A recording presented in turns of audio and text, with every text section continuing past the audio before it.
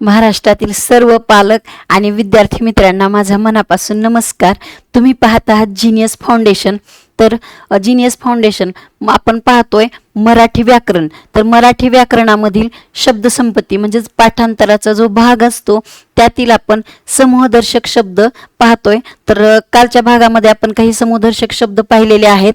तर आज आपण आणखी बरेचसे असे समूहदर्शक शब्द आहेत ते पाहणार आहोत आणि यामध्ये बरेचसे असे शब्द आहेत की जे बऱ्याच विद्यार्थ्यांना माहिती नाही आहेत किंवा त्या शब्दाचे अर्थ माहिती नाही आहेत। तर चला तर पाहूया समूहदर्शक शब्द। तर पहिला शब्द आहे कडब्याची पेंढी।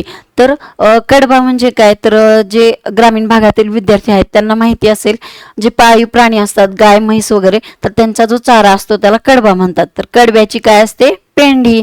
पोलिसांचे पथक, महिलांचे मंडळ, वारकऱ्यांची दिंडी, करवंदाची जाळी, चोरांची टोळी, प्रवाशांची झुंबड।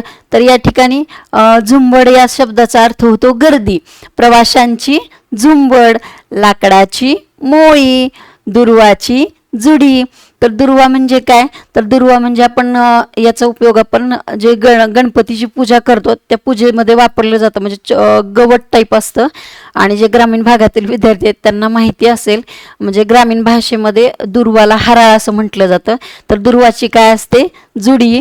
धान्याची रास, नोटांचे पुडगे, वाद्यांचा वृंद, केवड्याचे बन, विटांचा ढीग, गुरांचा कळप, फुलझाडांचा ताटवा, पक्ष्यांचा थवा, हरणांचा कळप आणि उपकरणांचा असतो संच।